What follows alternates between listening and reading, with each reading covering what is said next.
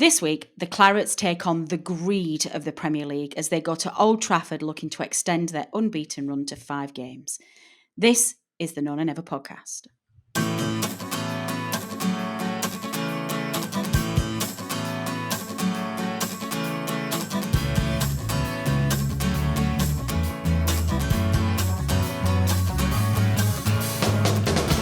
Hello and welcome to another episode of the Nona Never podcast. I'm your host, Natalie Bromley, and joining me this week for a look back on everything that happened this weekend are Team Nona Never, Tom and George. Gentlemen, welcome.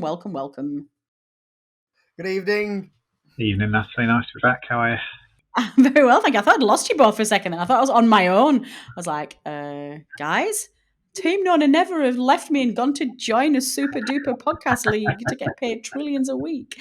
Well, gentlemen, we have clearly a significant amount to talk about this week. We have got the loss away at Manchester United. That's 3 losses on the bounce, which is disappointing, but a much improved performance. So we're going to try and close some positives from that. We're going to look at survival prospects, generally speaking, seeing how the table looks as we come into the final stretch of the Premier League.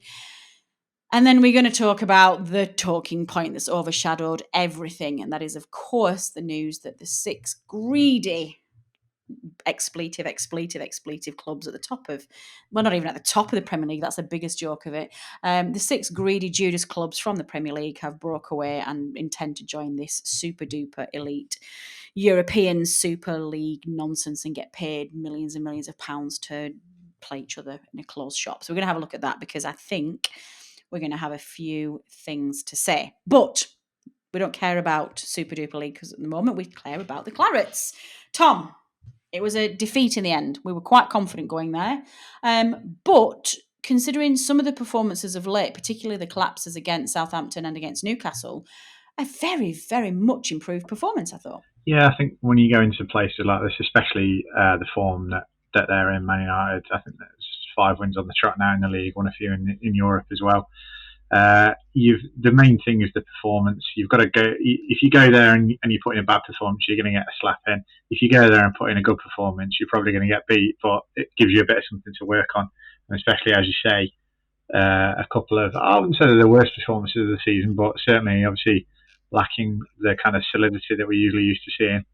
That was the big hope, really, is that we could put in a kind of performance that restore a bit of confidence, restore a bit of enthusiasm for the run into the season. And quite a few people who were, I suppose, because it's been so long since the good performance against Everton, had a couple of bad results since, and there's quite a few people who couldn't see where the next win was coming from. And I think when you look at the running, we have got a few winnable games, but probably needed a performance to back that up, a performance to give us a bit of confidence going into those games. And as you say, we did get that. Obviously, no points, and it's not an easy place to go, despite the fact that we normally do all right there. One of them. It's not a game to be too downhearted about. A good performance, an enjoyable game to watch as well. I think even if you're a neutral, you've enjoyed that game. So, reasons to be cheerful. I think coming away from that, even though we've come away empty-handed. Yeah, definitely.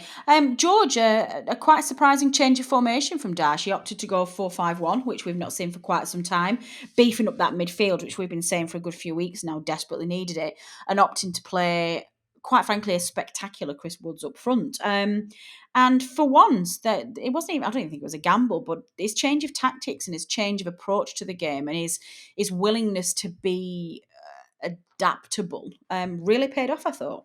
It really did. It was sometimes the 4-5-1.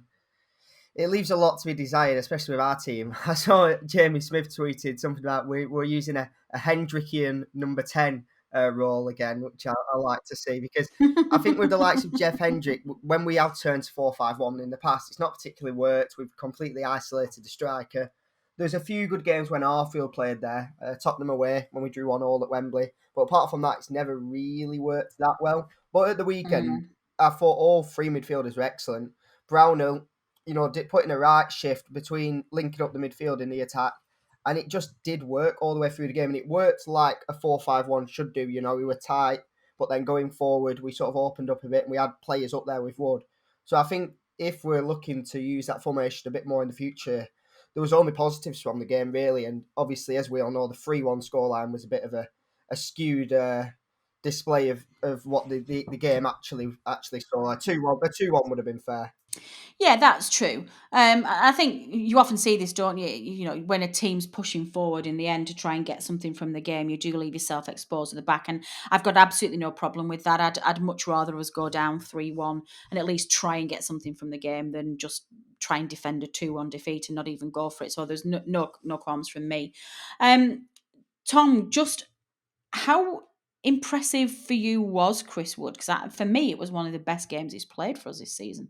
Yeah, I think we spoke on here before about how much better he's become in the last couple of seasons at leading the line. I think he's stronger than he used to be. He's better at sort of beating up defenders, holding the ball up, things like that. And I think it's probably the first chance he's had to play on his own up front since we were having the 4-5-1 experiment with Hendrick behind him. And I can remember the days. I think there was the season after we were in Europe. It was Palace away just before Christmas.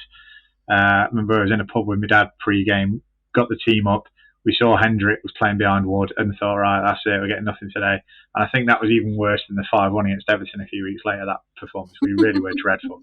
But in the couple of seasons since then, Wood has become so much better at leading the line, at playing on his own up front. He's much more physical, he's much more willing to get stuck in.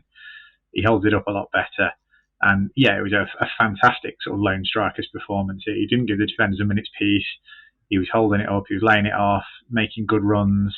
I think a really noticeable thing about the performance was, in recent weeks we've looked more of a goal threat with Vidra up there alongside him.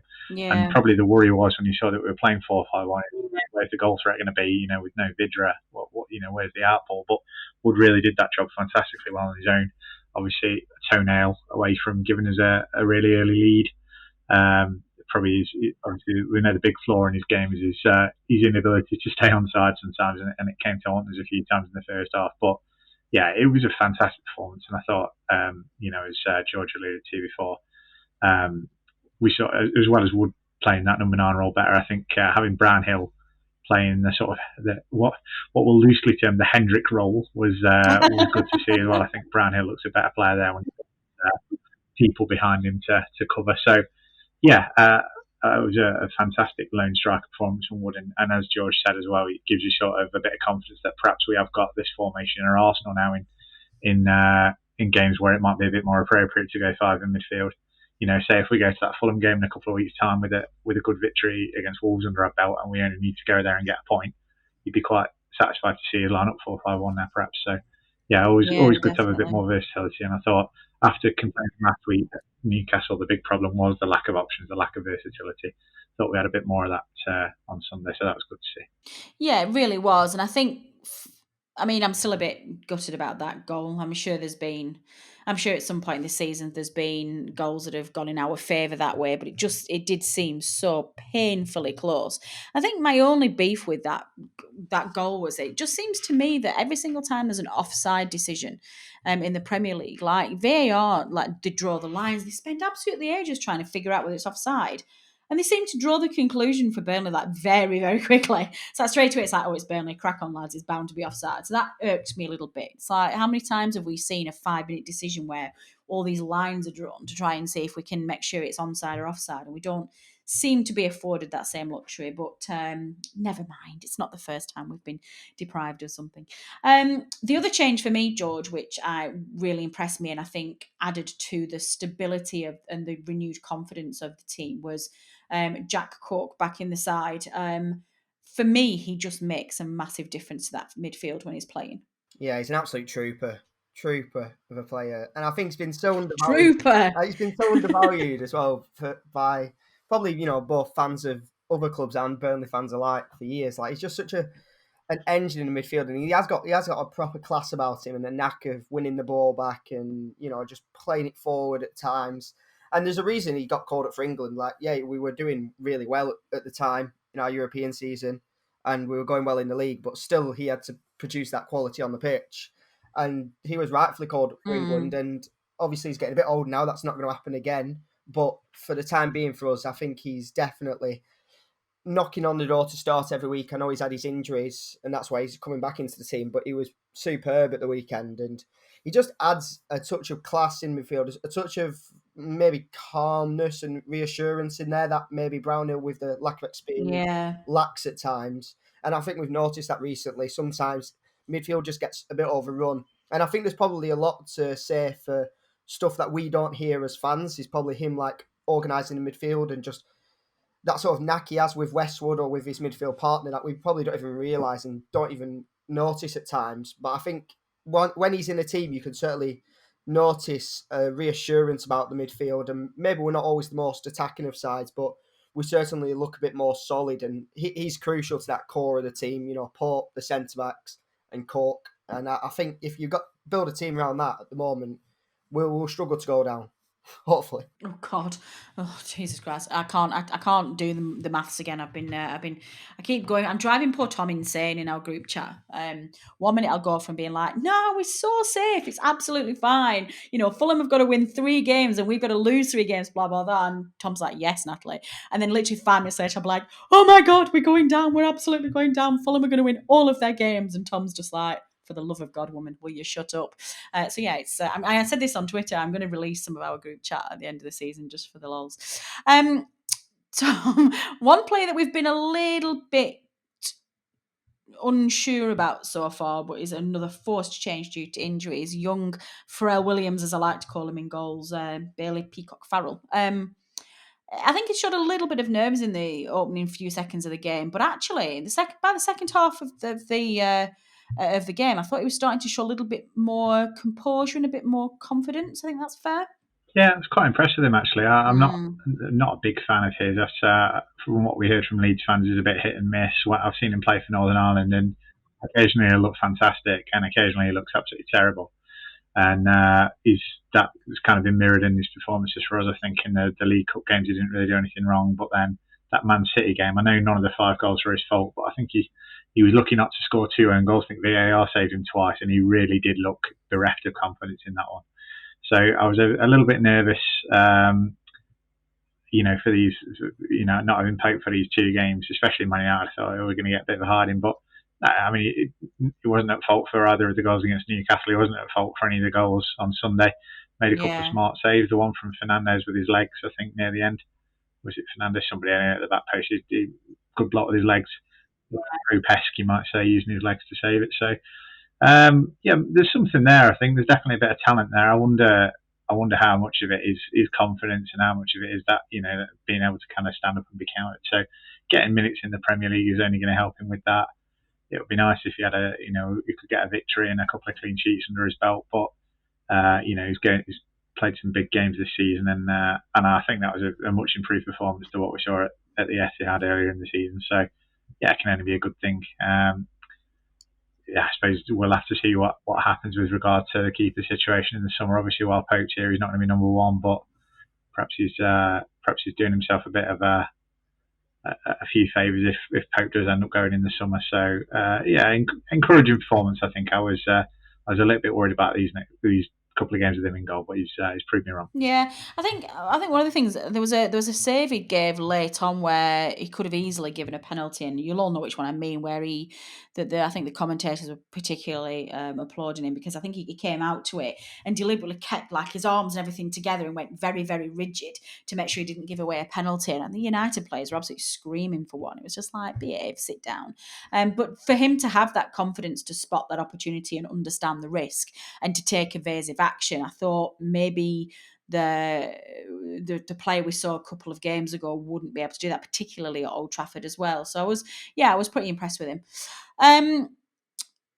George, looking ahead then, we are 6 points clear now after that ridiculous goal point that Fulham got against Arsenal. Yeah, we are still 6 points clear now, and we have 7 games to go.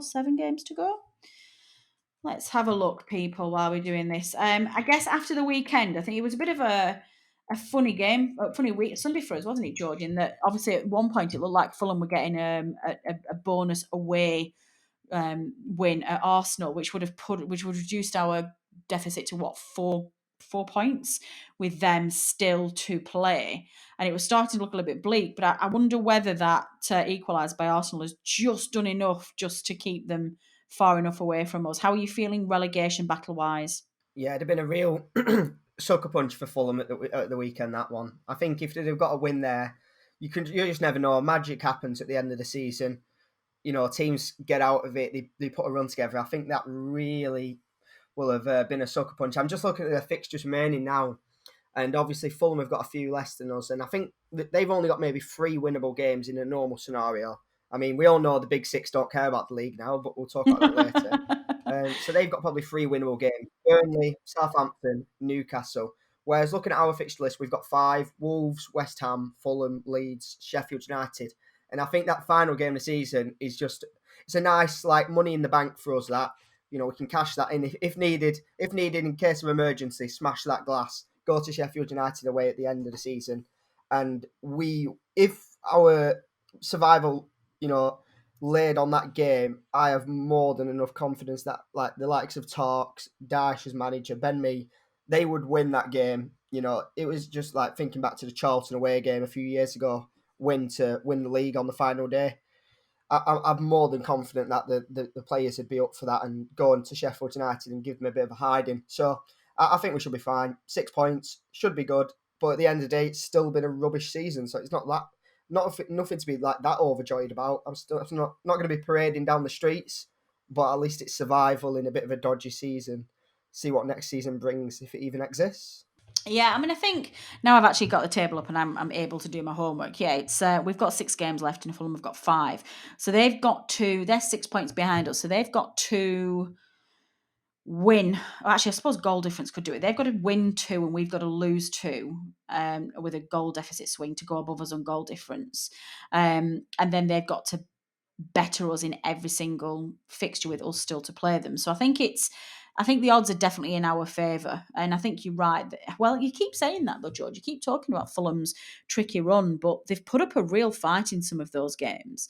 And I think I feel a little bit better after Saturday's result that we have more winnable games in us. After the Southampton and Newcastle debacles, I was really starting to panic as to whether we had any winnable games in them. But I think generally speaking, Tom, you've been our voice of reason throughout the whole of the season and you felt calm right up to this bit. Did you even have a wobble at any point when Fulham were beating Arsenal? Tell me, put my mind at rest. Tell me you had a wobble. No. I mean, I've been saying consistently all season Fulham are rubbish.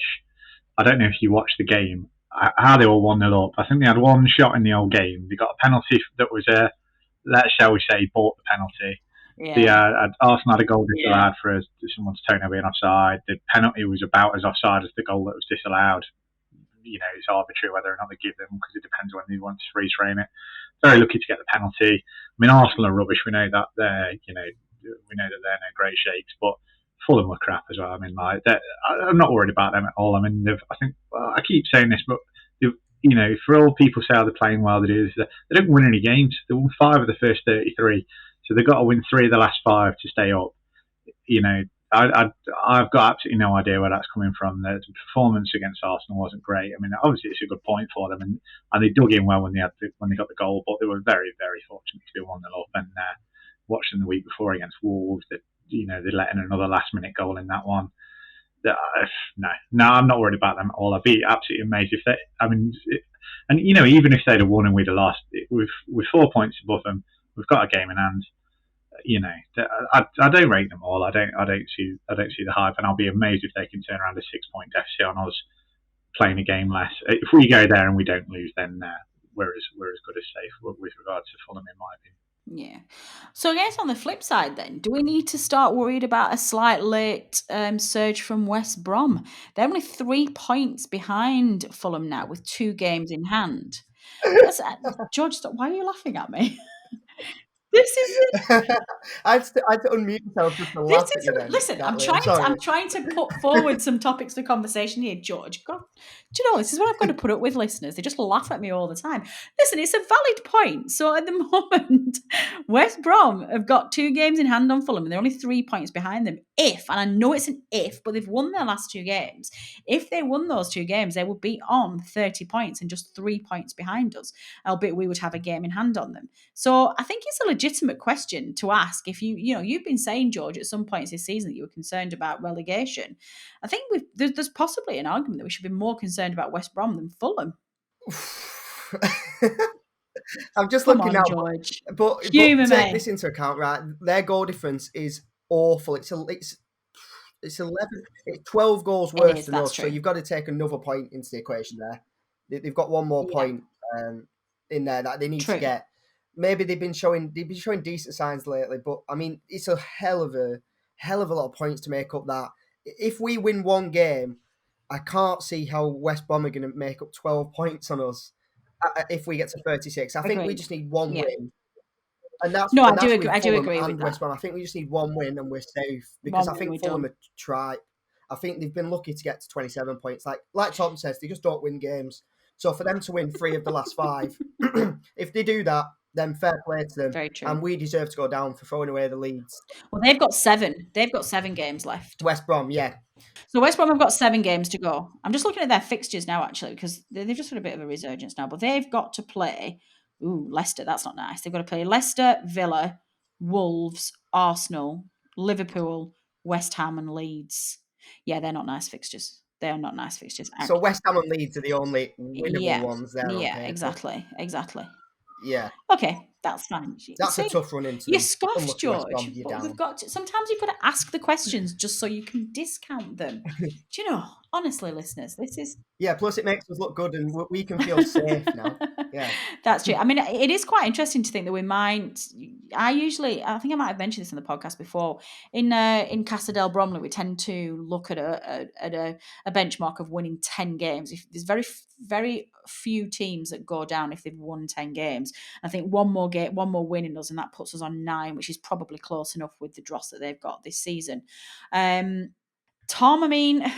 Okay, let's look at. Still rubbish though, isn't it? It is, Still yeah, it rubbish. is. No, it's not been a great season. But Thomas, if we look at Burnley's, let's do this very quick exercise now, just because I'm still getting panicky, and Tom's shaking his head at me now because he always does and just laughs at me because he's mean.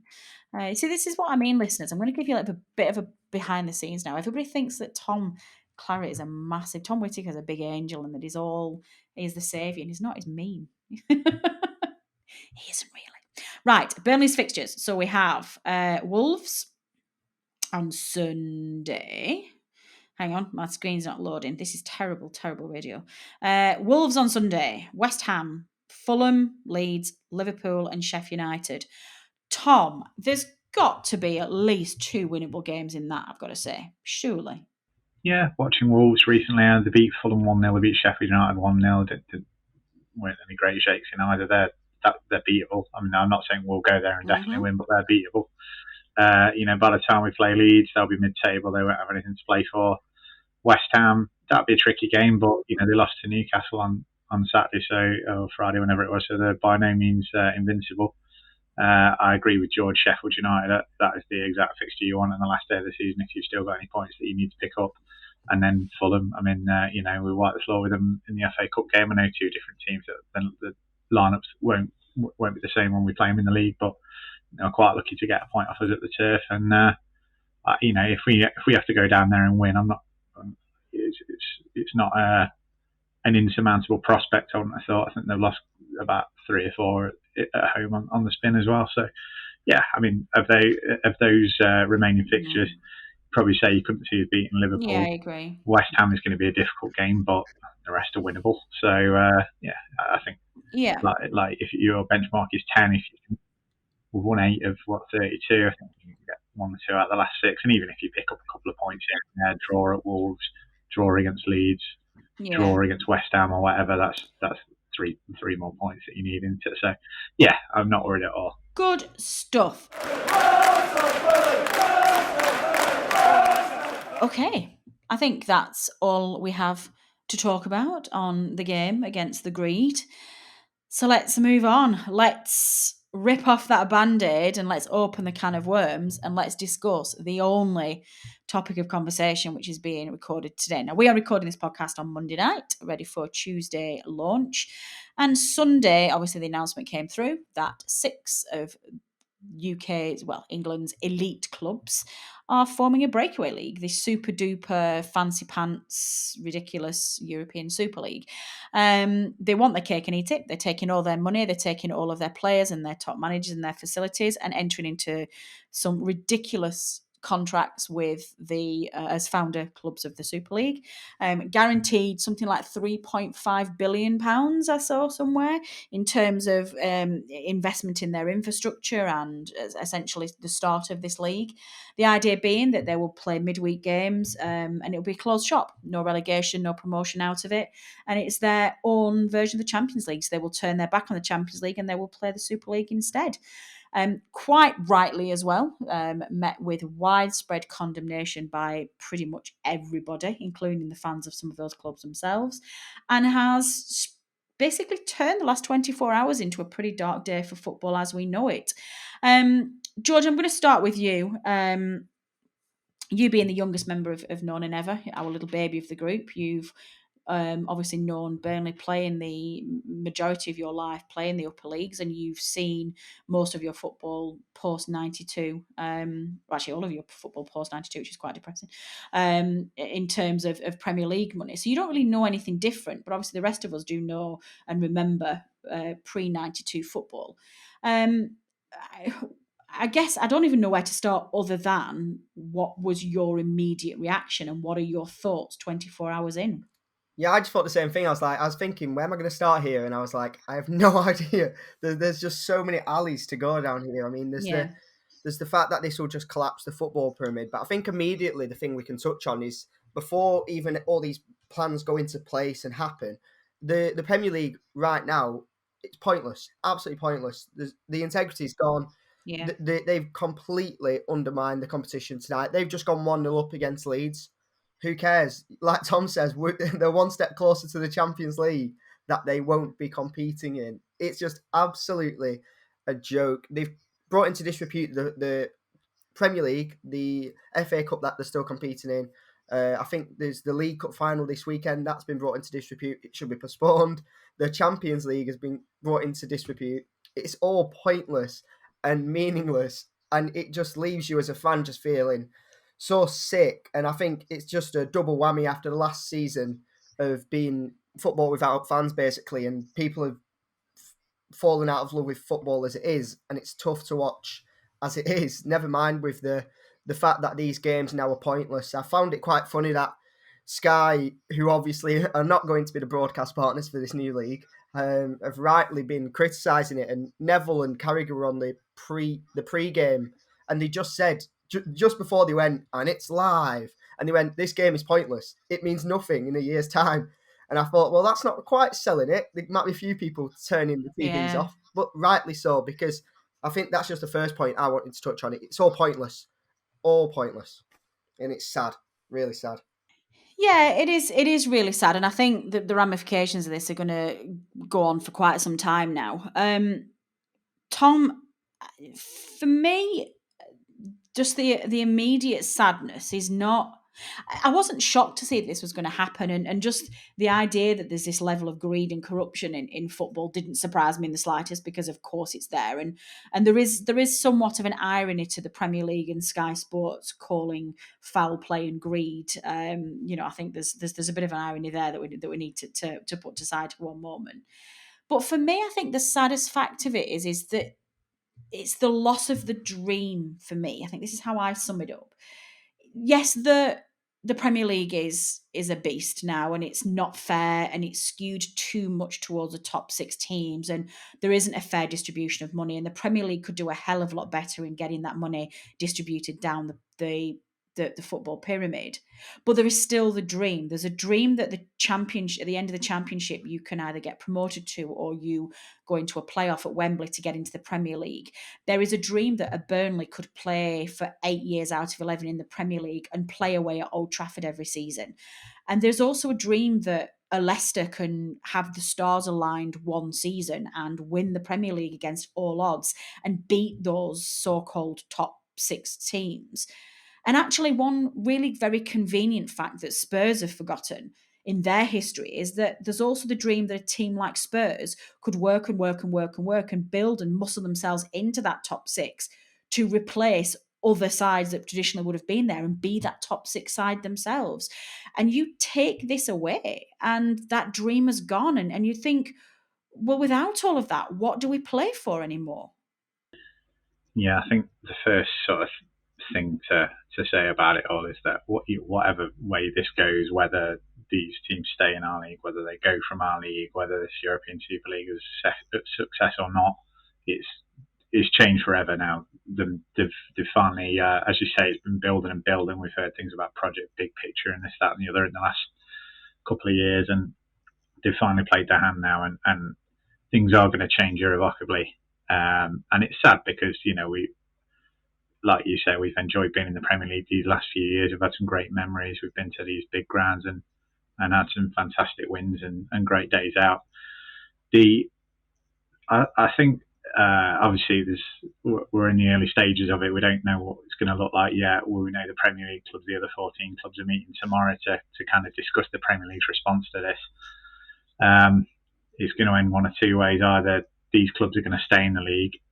They're going to have, as you said at the top, 400, 500 million pound every year, and it is going to be completely, the dream's going to be completely dead. It's not even just going to be a case of, well, we can't qualify for the top European competition anymore, whether we like it or not. That'll be a closed shop. Obviously, they're going to have 5 qualification places a year. As they say, how that's going to work, I don't know, but if those top 6 clubs get an extra 400 or 500 million pounds of revenue every year, then we're not even going to see like a team like Leicester or West Ham break into the top 6. It really is going to be a closed shop. Now, that to me, that's the worst case scenario, and obviously we need those clubs in the league to keep the TV deals and the TV money coming in as it is. And if the teams do vote to expel them from the league, and if that is possible to kick them out, then it's going to have a massive impact on the finances of the rest of the teams in England. But if we can weather that storm, the only sort of note of optimism I could sound is, as you said, it's been building and building. We've had these 6 clubs dominating the Premier League. We've had them dominating the domestic cups for years and years. It's only the odd team that manages to win one, Leicester. It's the exception rather than the rule. Swansea winning or Wigan winning the odd domestic cup, but it doesn't happen very often.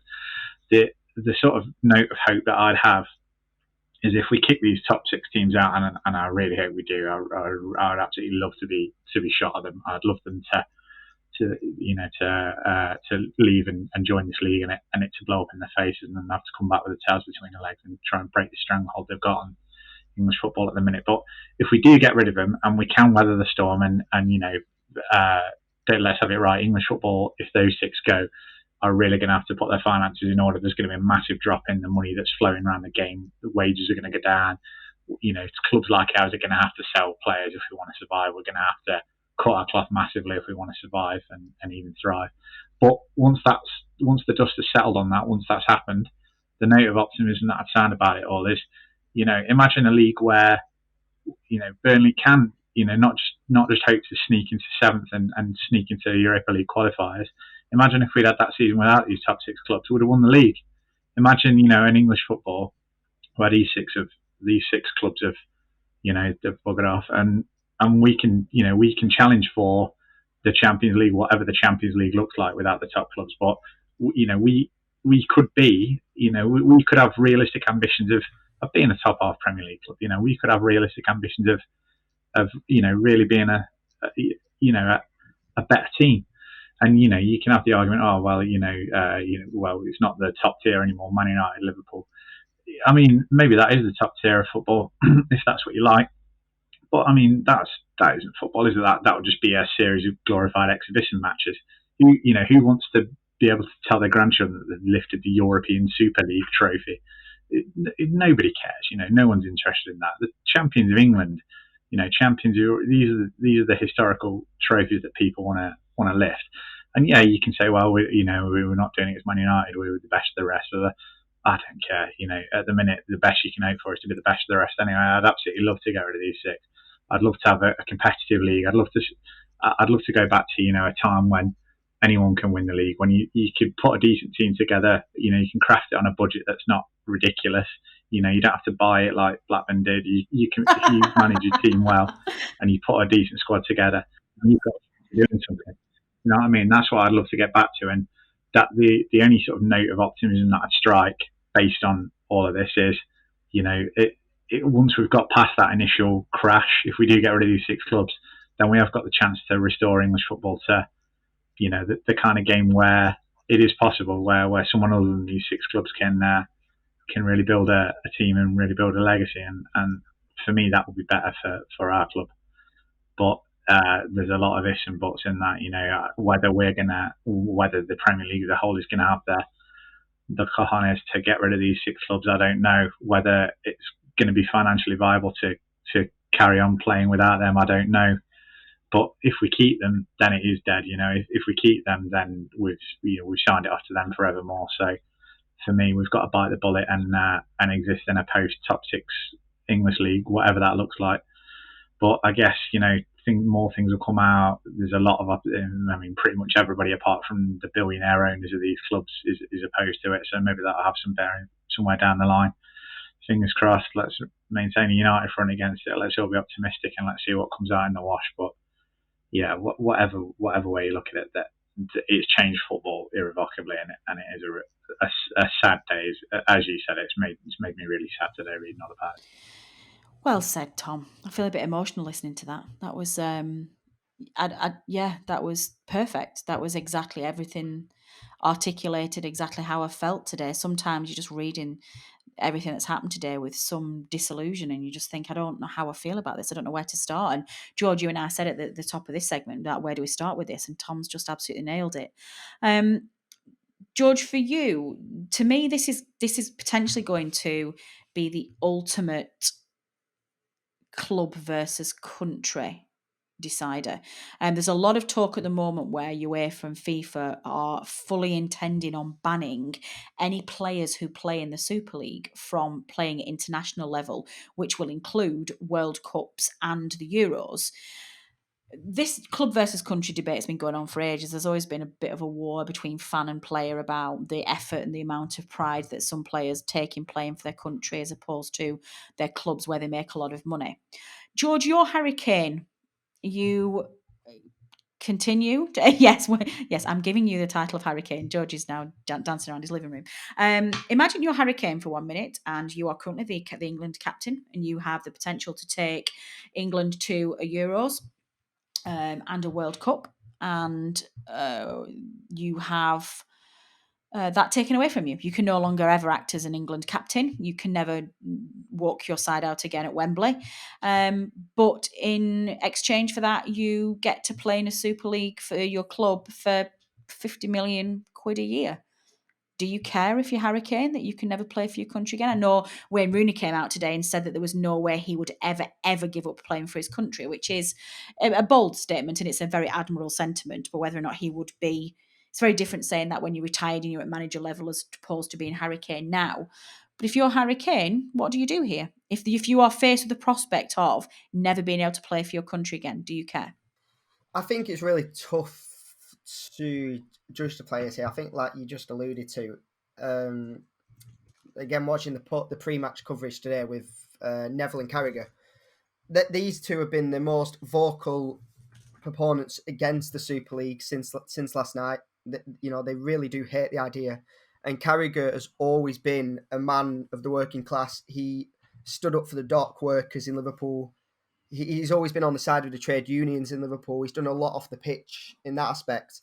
And yet he admitted on the coverage, he was like, I did nothing when I was a player against the club's ownership. Whenever they were in bad ways, whenever they committed bad acts with the Gillette deal and stuff like that, Carragher never spoke up. And he said it's because it's so hard as a player to do so. It's just not in your nature to do so. You're putting your livelihood at risk. And Neville said the same. He never spoke up against the Glaciers when he was a player.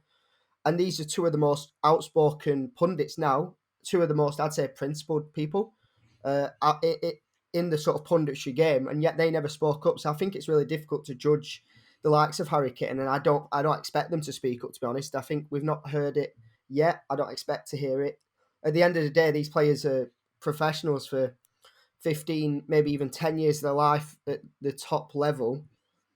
We all work for maybe 50 years, and fair enough, they've got enough money, than we could ever dream of, but still, they're not going to speak up against this. I don't expect it to. But I'm not talking about speaking up here, though, George. I'm talking about what do you do as a decision. Yes, I don't expect any player to speak up. I think some managers There's will. nothing they can. They're Huh? contractors. They're contracted. Like, if they don't speak up, I think that's the only thing they could do. Maybe, yeah, because even transfer requests have only happened because they need to make a public statement to say they want to leave the club because their inner workings within the club of asking for a move have not worked. I just don't see any other way that they could do anything because they're contracted players at the end of the day. Their contracts are not up this summer. They will be playing in the Super League if it happens. That is. I was just going to say, George, if you are Harry Kane, do you not state your desire that you won't play in it and that you'll just get sold and you'll move? I mean, obviously, the massive problem there is where the hell does Harry Kane go to? When all of the teams he would want to play at are in the Super League. Exactly. This is what because it's going to be so hard for them to say, "Oh, I want to move to Everton. I want to move to Leeds." Them teams will never be able to afford him. Tottenham would literally just hold him ransom under contract until his contract runs out, which might be 2024. That's 3 years where an elite player is completely, missed out of his career. It just won't. It just won't happen. And it's so tough. Like Tom alluded to, the fact that we don't know what a post top six even football order would be in England. I think it'd be a massive risk for these players to then just commit to not playing. But I think the onus rather than being on the players is on the leagues themselves, UEFA, because it's them who eventually will collapse at the end of the day. Mm. And UEFA need to come out this week and say it's not about World Cups in the future. They won't play in the Euros this summer if their clubs proceed with this because without the leagues doing something, there's not really much we can do to stop them. And we're in an existential crisis right now where the balance of power between the top six and the other clubs in England is at a point it's never been at before. They completely own the game as it is. We need to bite the bullet and just basically tell them to sod off. And like Tom says, we just need to ride the wave because if we don't tell them to do that now, they've got us by the cojones for the next generation completely. They've got all the power because in order for them to stop in the league, they will hold the Premier League to ransom for the greater voting rights, etc., etc. I mean, just look at the way Real Madrid's president is going to be the founder of this new league. He will be the organizer of this new league. It's completely corrupt, and it's all about their power and money. And I think if we don't do something about it now, it's just going to be kicking the bucket down the road. I think we really do, as Tom says, we have to peel off the plaster now and just say, Geronimo, here goes. Let's see what happens because without it, we're in a point where the balance of power is completely tipped, and the big six will rule over English football for decades to come. Yeah. Yeah, definitely. Tom, another very quick one. This is going to rumble on, so I fully expect we could talk for hours, but everybody's had their piece today, and we'll probably end up talking about it next week. It's going to be a very fluid and ever-changing scenario. One quick point that I want to just finish up on before we close up for the week. And that's just to have a look at how this is going to impact us as a club. And you touched on this in your monologue earlier, but what's Alan Pace thinking right now?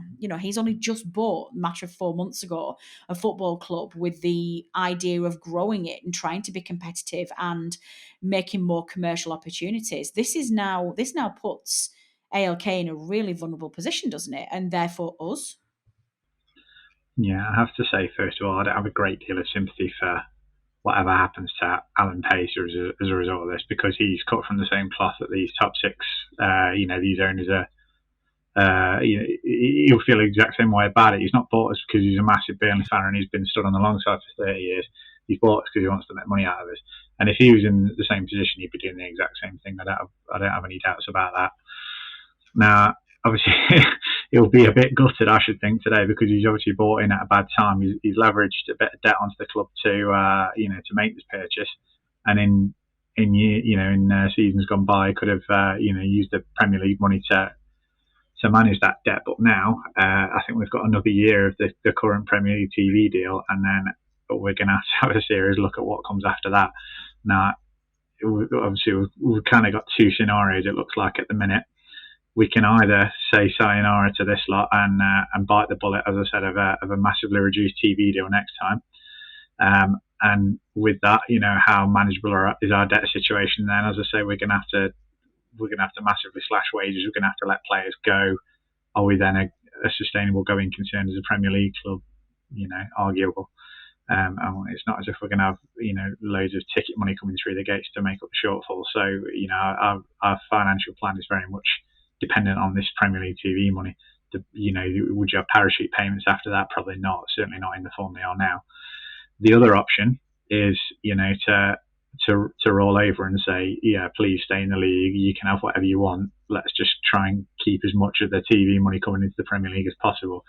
And obviously, as I said, that probably dooms Burnley to, and not that we had a great chance of ever winning the league anyway, but it certainly completely takes away any chance of that ever happening while these six clubs are still in the league.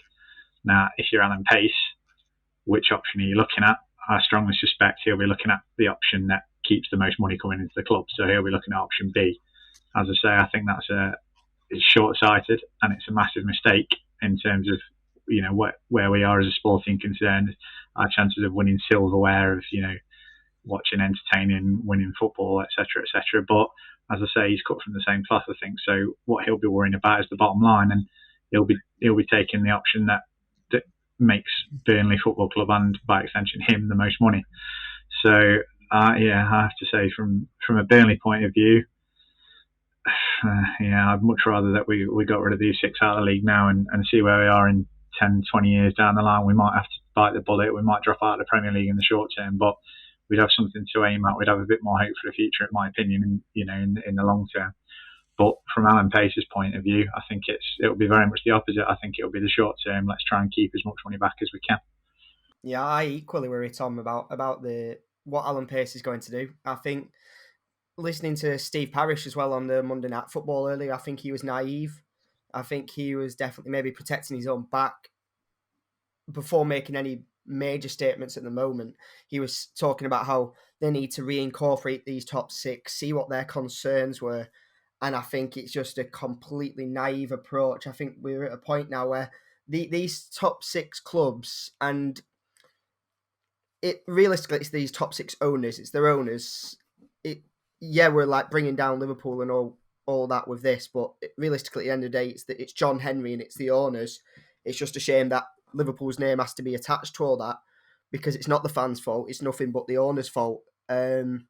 I think these owners are like a mafia, like Neville said on the coverage. They do not care.